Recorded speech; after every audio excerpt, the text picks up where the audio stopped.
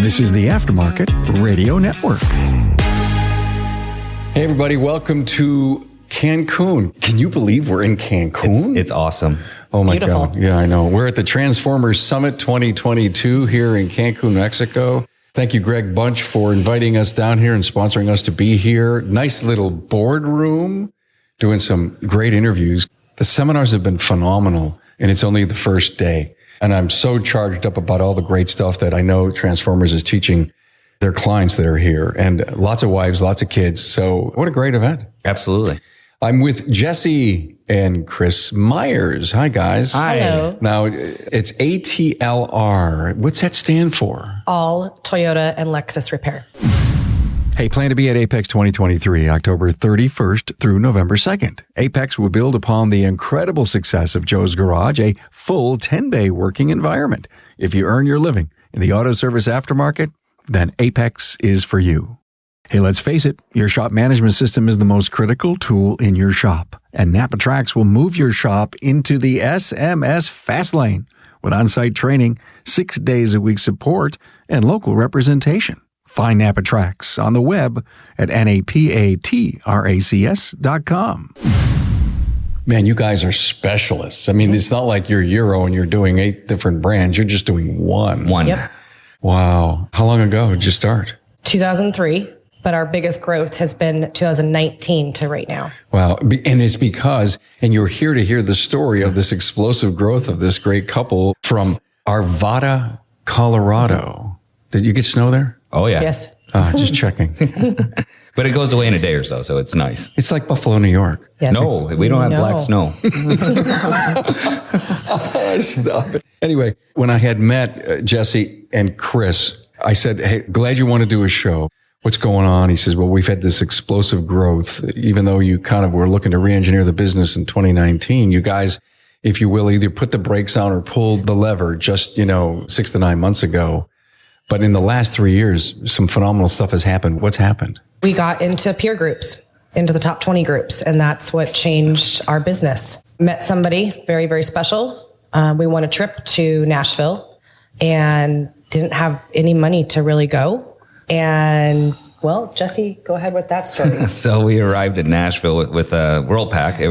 Everything was paid for by WorldPac. Wow. And we won the trip through Akibono. We were one of, I think, 10 shops that were there. Nice. And when everybody found out we were a 2-man plus Chris shop, they couldn't believe the amount of brakes we sold to get there. We were in competition with huge shops, and we accomplished it. And so the first night at dinner, we had a really good time. I had too much of a good time. So we come... Good for you. So we come out of the restaurant, and there's this really nice, what I thought was a Southern lady standing on the sidewalk there, and she had a suitcase. And I go, well, what are you doing out here with a suitcase at whatever time it was? And she goes, my husband's in there too, and I'm assuming he's just like you now. Oh. So we get on the bus. Long story short, we spent the whole week with them, learning and explaining what we've done in our business, and told her we need help. And she invited us to go to Waco, Texas 30 days later. Yeah. So we went to Waco, Texas for a smart group meeting to see if it was something we were interested in. And we told her we can't afford it. She says, bring your numbers. So we brought her numbers. She went through and goes, if you change this and this and this, you'll be able to afford a smart group all the time. And so she increased our numbers right there. The stories like this are amazing. And I hear them often. And part of what we do here on the podcast in Advancing the Aftermarket is to bring this kind of business acumen to hopefully punch someone upside the head, because they're hearing this for the 10th time and they say to themselves, or they say to their spouse, or they say it to their partner, why are we waiting? Why haven't we done this? The success stories that I hear, they're coming at us on Karma's podcast harder than ever before. But still, I'm a naysayer. I can't afford it. It's not right for me. Or maybe it's that they just are unwilling to change. And we were ready for a change. And we got home with instructions after Waco, Texas. And they gave us an unbelievable amount of stuff to do. And she can go on that. Well, first of all, we didn't know about DVIs. Had no idea what those were. Just 3 years ago? Mm-hmm. Wow. Yeah. Well, a little backstory. So Jesse built this business. He started this in 2003. So he became a master at Toyota at 21 years old, went back to his lead and said, I want a whole team. And they said, no, you're too young. So he said, fine. Oh my. I quit. So he went and started this business, worked as a valet very hard. Then he wanted an account with WorldPac.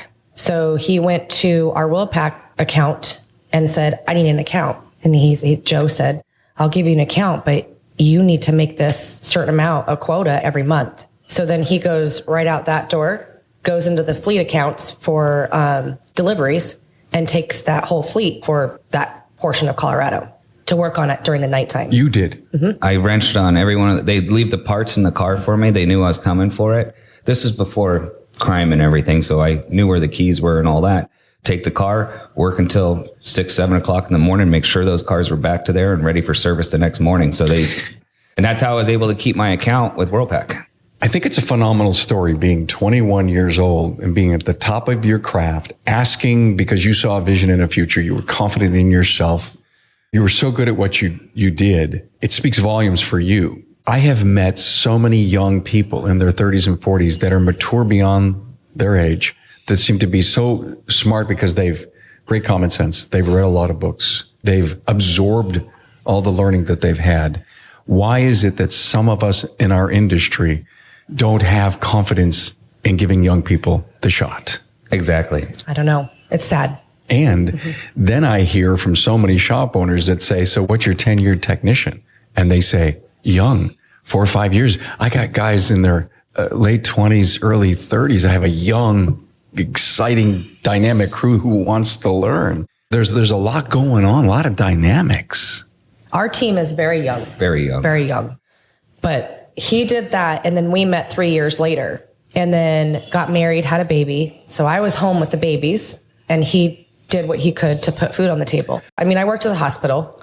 I was miserable. I did 2 pregnancies, 2 babies at nighttime. I was tired, and they finally was switching my hours around, and I came home just crying. And he said, and I said, how do I quit when I have the insurance? We do. And he goes, I don't care. I'll figure it out. So I quit, and I stayed home with the babies until they were in full-time school. He did what he could to pay the bills. We did $3,000 a month, and that was to pay for personal and the business for years. Whoa. For years. Whoa. And that's not a lot of money. No, but we made it work. And when Piper, our youngest, went into full-time school, that's when I said, what am I supposed to do? So I came on to the business, and that was in 2014. And I was in and out because I was still carting kids around and doing that stuff, sports, all that fun jazz that a mom does. So we didn't grow very quickly, but I was still helping him on the office side, bookkeeping, that kind of stuff. It wasn't until 2018 and 19 where I said, we either got to do something with this business or we got to go somewhere else. That's when we won that trip. We found Kim and Rob. We found that the smart groups within the first... That's who the lady was standing outside. It was Kim Auernheimer, right? I kind of figured that out. Okay. From January 1st of 2019 to the first part of 2020 was our biggest growth. Yeah. Because we did the DVIs. We implemented so many new things. And then we were faced with a really bad situation. Our landlord at the time told us that it was November, October of 2019, I'm putting you month to month as of January 1st, 2020. No. And But tell them what we were grossing right then. We were just launching. in 18, we did 375. And in 19, we almost hit $1 million for 3 people. You were rocking.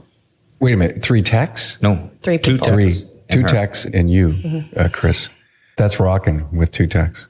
So we finished out that year. Thankfully, Jesse found a place that we could move into. And from January 1st of 2020 until right now has been our biggest growth so far. What did it go to for $1 million to what? Almost 2 million. You doubled your business in how many years? 18 months. Okay. Let's talk about that magic. Sure. It is, but I bet you it was a lot of smart work. I was going to say hard work, but it was probably more smart work. And guidance from a great team. Yes. Got it. From your team or your smart group team? Smart group at the time. Got it. And so you went to those groups, or you had your meetings, be it virtual, and you not only asked for, these are my challenges, but you also learned from all the dialogue that's going on. Yes, sir. Well, if they can do it, I can do it. Yep. Right? You started to learn what's around the next corner that you knew you were going to face. And so as soon as it hit you, you say, let me see. I know friends have been there and done that, and I heard what they did. And so all I have to do is call a friend. That, and not only that, there's one thing to add, and it's really beautiful. The first group of people we were with in the smart groups, unbeknownst to us, we live in Colorado, but we were with the Southeast group. And then the Southeast group, there was nothing but husband, wife, owner, operators in that room. That's neat. Yeah. It was pure coincidence. But that was Kim's group, right? That was Kim's group. All right. And so it was marriage counseling in the sessions. It was how to run your business in the sessions. And these were husbands and wives that worked in the business together. Work, play, everything. 24 hours a day, 7 days a week. Total consumption. Do you drive into work together? No, we don't do that. We don't. Okay, you don't. No. But some of them do. And it's probably healthy, right? Because that decompression time, or the up compression, decompression. I follow her home. She comes in at a different time. But you still are in your own solitude, if you will. Absolutely. And maybe it's nice to talk about dinner and the kids and school and events and stuff, but I don't know. I used to travel a long commute to go to work when I was in town, when I worked for corporate America. That time alone was huge. He'll sometimes take a longer route home. Sometimes I'll go I'll find a traffic jam specifically. To take longer to get. And what is it? Is that, Jesse, are you just thinking of things, or are you just rewinding the day and just coming down? Well, I have to go home. Well, my son works for us now, but before he worked for us, I had to come home and be a dad too. Yeah. So if I'm still mad at somebody at work or a situation at work or something of that sort, I couldn't go home and just yell at my kids because it's not their fault. So I had to completely decompress and then, go see my babies. Isn't that so true? The spouse, husband, wife role, the parent role, the CEO role, the marketers. Isn't it amazing how we deal with all of this? Yeah, she deals with more of it than I do. But you give her credit for that. 100%. If you went to Apex 2022, then you realized the incredible commitment that Apex has to the service professional. Joe's Garage is your place with 10 working bays as you experienced real live working conditions. Also, the best tech companies from tools and repair to management software had their latest and greatest for you. You also attended technical and business management training with the industry's best and brightest. Now, work is underway to make next year's Apex 2023 have even more product demos, trending training, marketing, and social media support to help you grow your sales and profits. Remember, if you earn your living in the aftermarket, then Apex is the expo for you. Continue listening as we bring you the latest from Apex 2023. Save the date, October 31st through November 2nd, 2023. Hey, let's face it, your shop management system is the single most important tool in your shop, period.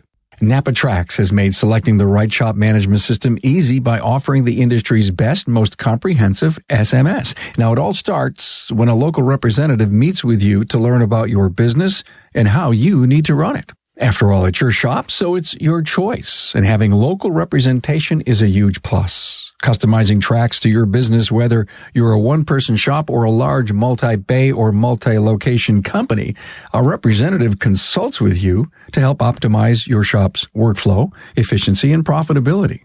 Trax always has the flexibility to do business how you need to do it, which means it can also grow as your business grows. And unlike the other guys, we'll be there for you after installation with the best training and support in the business. Yes, a learning management system tailored to each role in your company. Simply put, Trax was designed and built for shop owners just like you. Visit us on the web at NapaTrax, that's NapaTracs.com. So what role do you play, Chris, in the business? Well, it's just changed recently. I was basically almost doing everything. And coming on to Transformers, we got a coach. And he said we needed to find your roles because you got to stay in your own lane or it's not going to go anywhere. So we stepped back and we defined who needs to be in the day-to-day operations and who oversees everything else.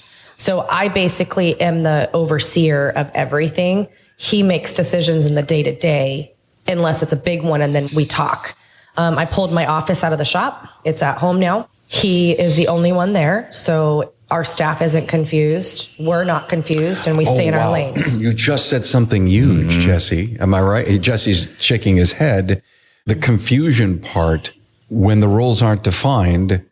And I've heard this in confidence from people that I know in the industry is that they don't know who to listen to. Correct. She's strong as me and I'm as strong as her. And, I want to do it this way. And then 10 minutes later, I'm doing something else. And she says this. And then I ask the question, well, then how do you really solve the problem?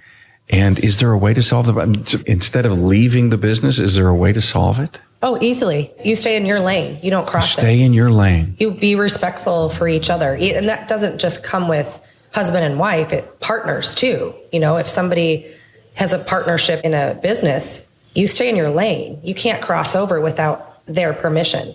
And that helped us tremendously. Vice versa. And within the last 3 months, everyone has a clear knowing of, okay, we go to Jesse first, and then he goes to Chris, and then we will come up with a plan.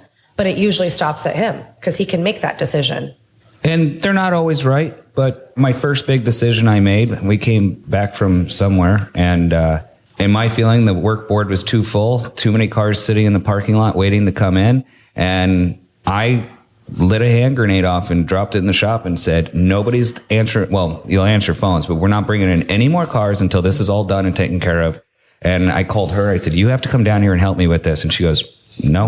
And I go, what? She goes, no, I'm staying in my lane. You lit the hand grenade off. You take care of it now. And I'm like, all right. And I thought I was going to lose employees over it, everything. My service writer was in a bad position, and he didn't know where to go because of her and I. So we took him. He was confused. Took him to lunch off-site, which is very important to do. You don't do major meetings on site. You have to go somewhere else. Took him off-site, hashed everything out. And the guy goes, I think we can resolve this. I want a meeting every Monday morning. Done. You get a meeting every Monday morning. With both of you? Yeah, it's a total Zoom leadership call. Cool. Yeah. So you stay at home. You're there with him. Got it. Yeah. I think that was the biggest change in the business recently is we're not confusing our staff. We will be family owned. No matter how many shops we have, the feel of the family owned shop will always go to each location. That's your culture? That's going to be the culture. Every customer that comes into our shop is treated like they are family, and they get their red carpet treatment from the time they call to the time they pick up their vehicle. And we also give the red carpet treatment to our employees. So it was a little confusing there for a while because we were not in our lanes. Yeah. Once when we're in our lanes, now they see that we are in that leadership role. And there was a lot of tension with the confusion. So in the 20 group, you obviously must have shared this a little bit and heard some people that came up and over it. Which of you was the first one to really, now I know the coach forced you into your lanes. I get that, but it just had to be that one of you had to say, we're not getting anywhere quickly and we need to stop. My wife. It was you, Chris, who basically made the big move. 100%. Okay. Every big move we made in the business was me pushing him. And that's the truth. When I left my first shop, she's the one who took me dragging to go find another shop. And did you buy it? No, we rent. You still only have one? Yep. But our intentions in the next 5 to 9 years is to go sky's the limit. I prefer to have over 15 shops. The seminar this morning, you guys were probably Yes, in sir. it, the MSO discussion. Fascinating to see I think the panel, there had to be 50 shops between just 4 guys, maybe 60. And they talked about their evolution and their growth and the plans. And of course, Mike Cyril, early morning, I loved his presentation this morning. You can walk away from just those 2 seminars and realize you changed your life just by walking away. And here's the deal. Do you go to seminars like this? And I know you're both taking notes. You're coming away charged. Will you get home and say, before this fizzles out, the air comes out of the balloon on this trip, let us write down what we learned and then pick that list and then say, we need to do this stuff? 100%. And we don't do it at the house. We do it at a restaurant just by ourselves. Oh, nice. Yeah. I love the whole environmental change idea. Yeah. Well, because my office is at home, kids are at home, dogs are at home. It's distracting. Yeah. We need to sit down and come up with our goals, our short-term, long-term goals, and how are we going to execute that? Who we are going to need? Do we need to get other staff involved? And we try to make up a plan. And it's not pretty. I mean, it's just writing notes. Yeah. But eventually, within weeks to maybe a month, those top 5 things are done. Just completely done. But you assign a date and a time and who's doing it, right? Generally speaking, yeah. And you're both agreeing on that stuff. Yeah. Yeah. And, what you get out of the groups is what you put into the groups. And when groups or members of the association sees, I can give these people a task, I know I'm not wasting my time, and they will go home and execute it as fast as possible, the amount of knowledge that people are willing to give to you is beautiful. Yes, because being a giver, I don't know how to quite say this, but when people react to the things that you give them, they take your idea, steal shamelessly, right? Rip off and duplicate. You take the ideas, you make it your own, even though it may look different than the advice you got from other people. You at least did it. And then you share and explain. That person says, I got another idea for you. Yeah. And it perpetuates. Yeah. There was a certain person who, out of his own beach time, came to our room and helped us run numbers on a specific problem we were having with. And it took almost an hour. Not only him, he brought his whole team with him because he knew that if he showed us how to do this specific math problem, we would go home and execute it. It's awesome. Yeah. You get what you put into it. I can't help but remind our listener, go to dinner. Don't talk about it at work or at home. Change the environment because that on purpose move that you're both making, I don't care if you have a bottle of wine or you have a cocktail and you buy the nicest steak in the world, you are doing it because there's a method to the reason you're out. And that is find common ground, rediscuss the lanes that we're in and are they working, and then take some of the best ideas from the conference and start implementing. Yep. Correct. And we do that with our staff though, too. So major meetings are not on site. We take them to lunch. We talk to them. And even if it's not about the shop, we take them out and ask them how they doing personally. People are listening to this and saying, well, I'm not that sophisticated of a business to want to do that. I guess my answer, agree or not, is that this is how business is done today. And it's how you treat your employees. They are family, right? In our business, they are. So we, out of respect for them, we still want to know their goals. We still want to know if they're having issues. Because if they have issues at home, it's not going to be good at the shop. And we dig in a little bit more because we want to change lives. That's why we're here. Changing lives, either our staff, our customer, whoever is a key to us. We want to change somebody's life. It's for the good. Like if one person wants to go buy a house, we're going to try to get that happen. If somebody is going through a divorce and they need extra support, we're going to make that happen. It's not just a technician. Everybody has a life, and you have to respect that what goes on outside of work comes back to 100%. work. Yeah. And you're with these people 8 to 10 hours a day. Yeah. So they are your family. So why not treat them good? When did you resolve a few, give me a timeline that we needed to make more money in this company so that we can hire and pay really good people so that the work family can exist? It was more a selfish decision at that point. And I'll explain why. We needed to make more money because we put every penny back into our children and into that little business. And for me to stay home, that we had no savings, we had no retirement, and I was getting scared about that. There are more young people listening to the show than ever before, and so many young operators, and I'm saying early 40s, middle 30s, that range between 35 and 42, they're on fire. They've gotten themselves a coach in a 20 group. The people waited to their 50s and 60s to say, I shoulda, woulda, coulda.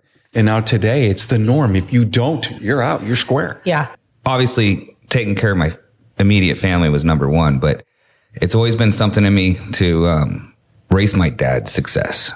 Mm-hmm. He was an extremely successful person with Johnson & Johnson. And first time I was going up hunting and She sends me a text message of a screenshot, and it was the first time we made $500,000. And I just go, Dad, look at that. Wow.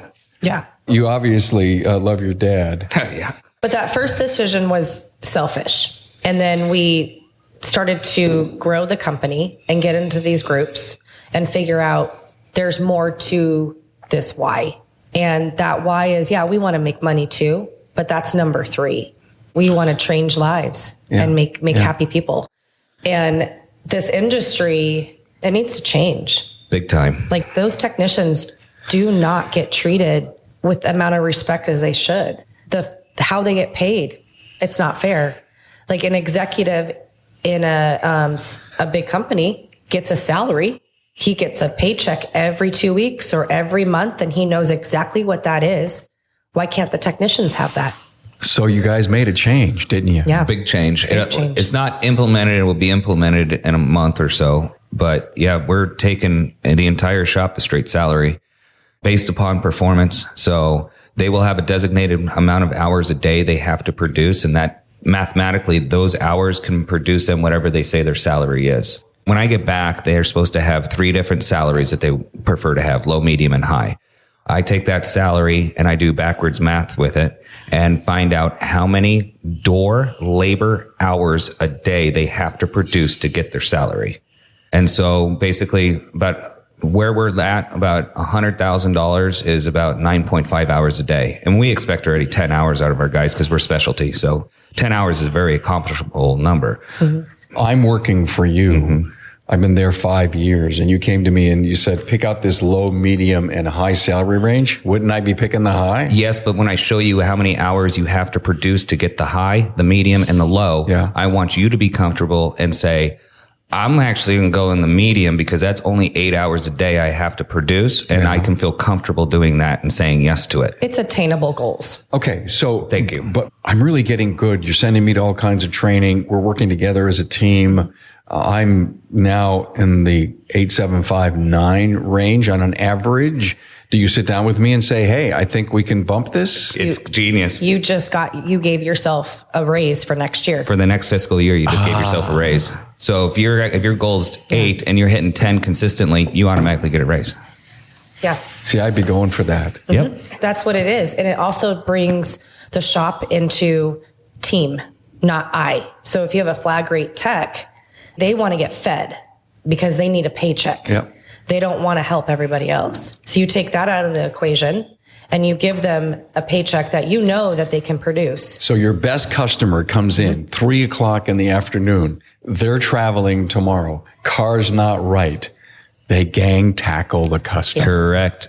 Yep. Or if we got a tech that's higher on hours that week, killing it, he'll go help somebody else because he's so far ahead already. Yeah. He's in good shape. He knows what he's earning. Yep. He's obviously collecting for next year. Correct. He's fine.